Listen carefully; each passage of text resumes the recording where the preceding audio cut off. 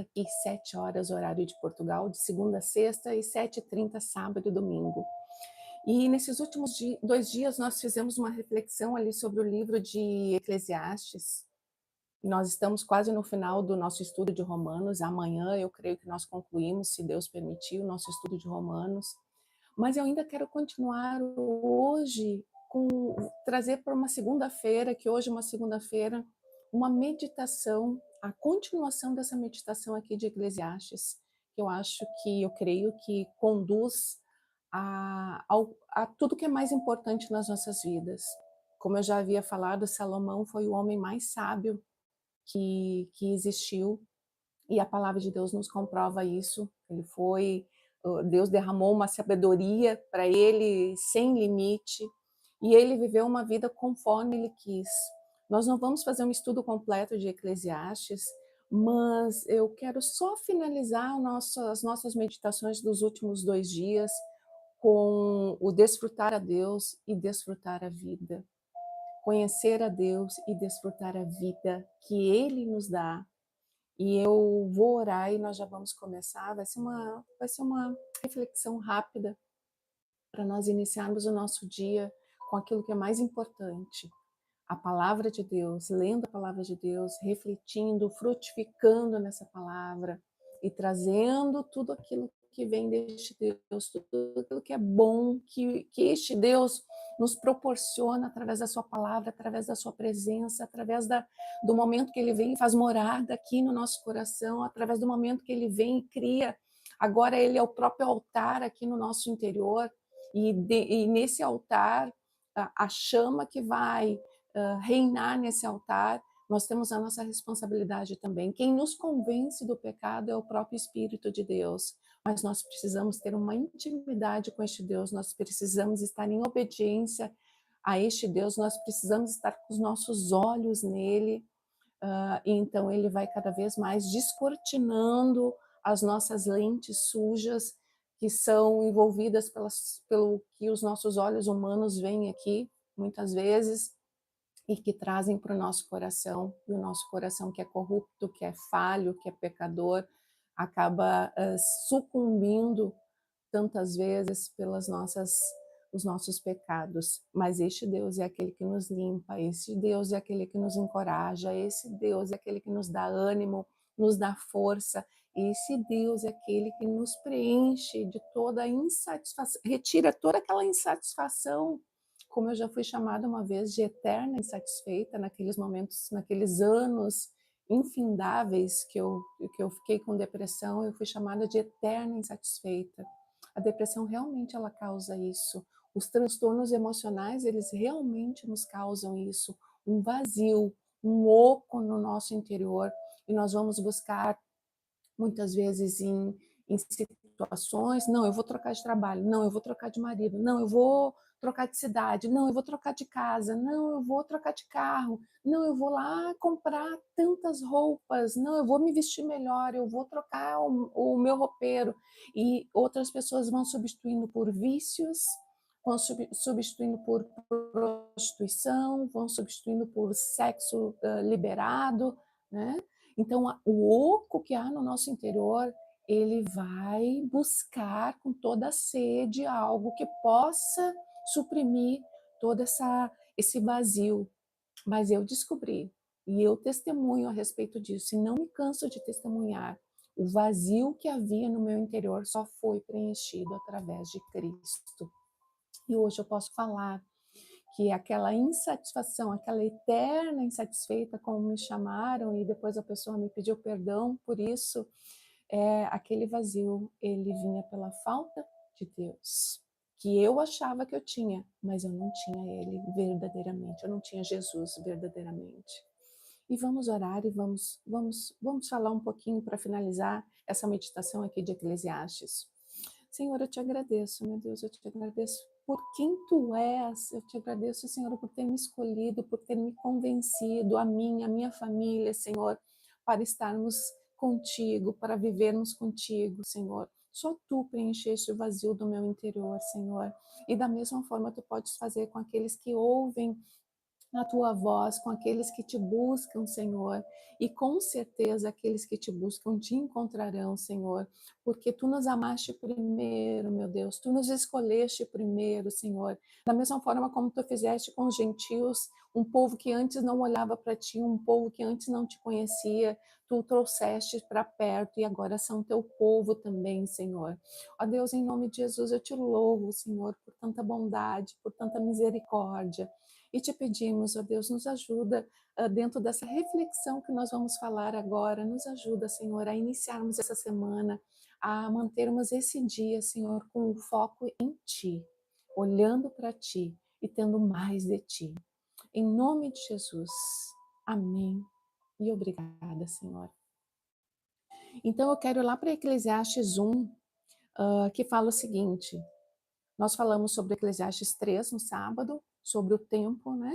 O tempo, há tempo para todas as coisas, há tempo para todas as coisas. O Senhor, ele tem tudo pré-determinado. E eu gostei muito do que falou ali o Eclesiastes 5, que ele finaliza ali falando que foi o 5 que eu vi ou foi o 3 mesmo?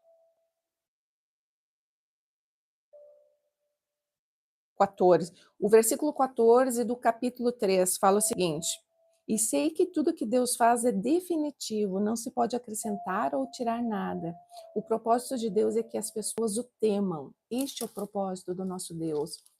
E ele já tem tudo pré-determinado, ele já tem tudo escrito, ele já tem tudo ali organizado para a vida daqueles que ele escolheu, para a vida daqueles que ele chamou para estarem perto dele. E eu quero começar agora esse texto aqui do capítulo 1 de Eclesiastes, onde Salomão começa falando o seguinte: nada faz sentido, diz o mestre, nada faz o menor sentido. O que as pessoas ganham com todo o seu árduo trabalho debaixo do sol? Gerações vêm e gerações vão, mas a terra permanece a mesma. O sol nasce, o sol se põe e logo retorna ao seu lugar para nascer outra vez. É um ciclo, né? Nós vivemos num ciclo. O vento sopra para o sul, depois para o norte, dá voltas e mais voltas, soprando em círculos, olha. Os rios correm para o mar, mas ele nunca se enche. A água retorna aos rios e corre novamente para o mar. Tudo é tão cansativo que não há como descrever. Não importa quanto vemos, nunca ficamos satisfeitos. Não importa quanto ouvimos, nunca nos contentamos. E aí ele vai continuar falando ali que a história se repete, né? Então, esse rei, que foi o rei mais rico, teve todas as riquezas, teve tudo o que ele quis, arquitetou todos os projetos que ele quis, projetou casas, teve mulheres, teve riquezas, possivelmente deve ter viajado também, teve toda a honra, toda a glória. E aí, quando ele vai finalizar aqui o texto dele, porque ele escreveu ali o Cantares dos Cantares, que é um texto romântico, mas depois, conforme eu falei, o Jesus é, é, é ali uma menção da igreja de Deus, da noiva de Deus, mas ele ali faz um texto romântico, um texto de amor, né? E aí depois ele escreve ali Provérbios, já no auge da sabedoria dele, quando ele já estava exercendo. Provérbios são lições diárias, são confirmações diárias, instruções diárias para o nosso dia a dia, para a nossa maneira de viver, para a nossa maneira de se comportar, como nós devemos ter o nosso caráter. E aí ele finaliza escrevendo Eclesiastes, que é uma conclusão de tudo aquilo que ele viveu. E ele, quando finaliza esse livro, e esse livro ainda continua tendo sabedoria em excesso aqui, que vem através do Espírito, com certeza, que é derramada através de Salomão, ele fala assim como se ele estivesse cansado de todas as coisas, queria mais e mais, né? E ele vai arquitetando ali esse texto e vale a pena lermos. Hoje nós não vamos fazer ainda esse estudo, eu creio que nós vamos dar continuidade ali em Gálatas, no Novo Testamento, mas eu quero finalizar e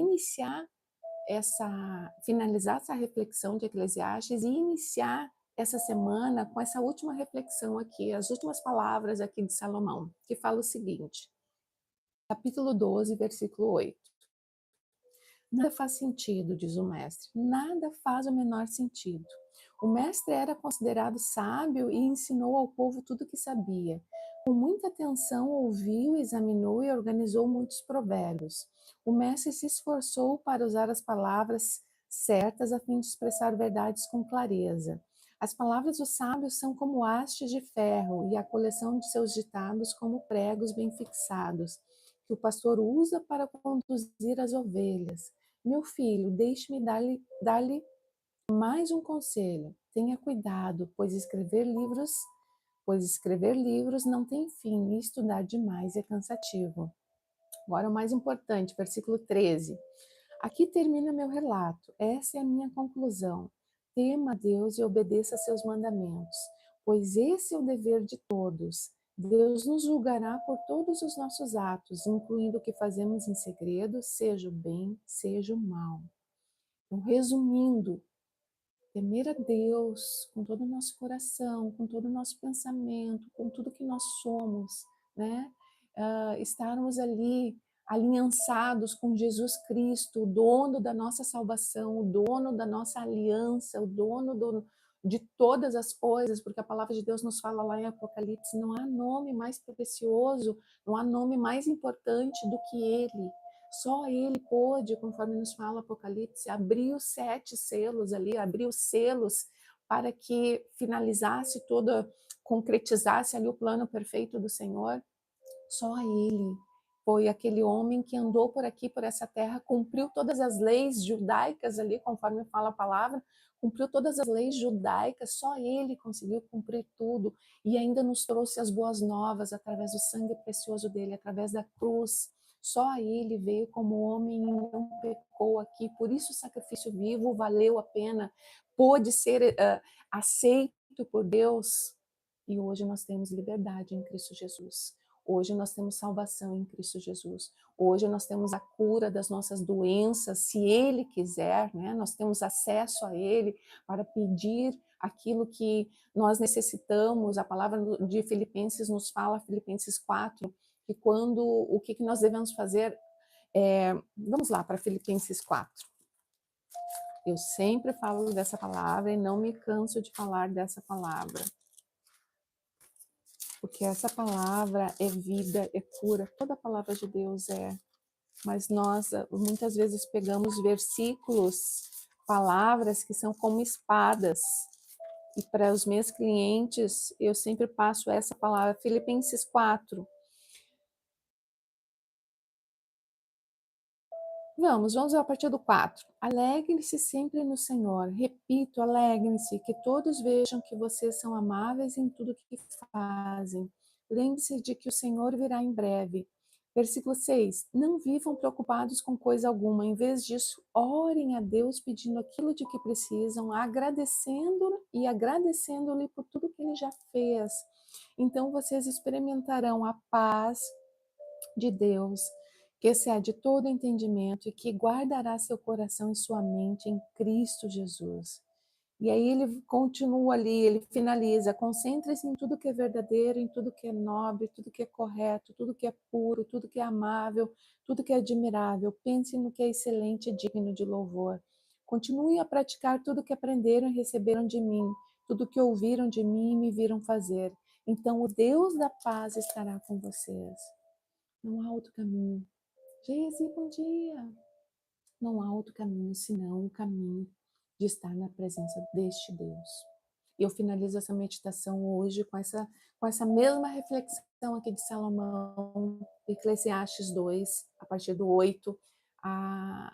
No final das contas de tudo, o mais importante não é a nossa vida, o mais importante é temer a Deus, é estar na presença dEle, é honrar a Ele, é crer nesse Jesus, é crer nessa salvação. Então, a paz que nós tanto buscamos, o preenchimento que nós tanto buscamos no nosso interior, nós teremos acesso através dele. E eu finalizo, então, com essa meditação. Senhor, nós te agradecemos, meu Deus, pela tua palavra, Senhor, que nos purifica, nos encoraja, nos fortalece, nos dá ânimo, nos salva, nos santifica, Senhor, nos cura, Senhor, cura, Senhor. O Senhor é aquele que cura os nossos corações, o Senhor é aquele que nos limpa de mágoas, de falta de perdão, de vazios interiores, ó Deus, que só Tu podes preencher.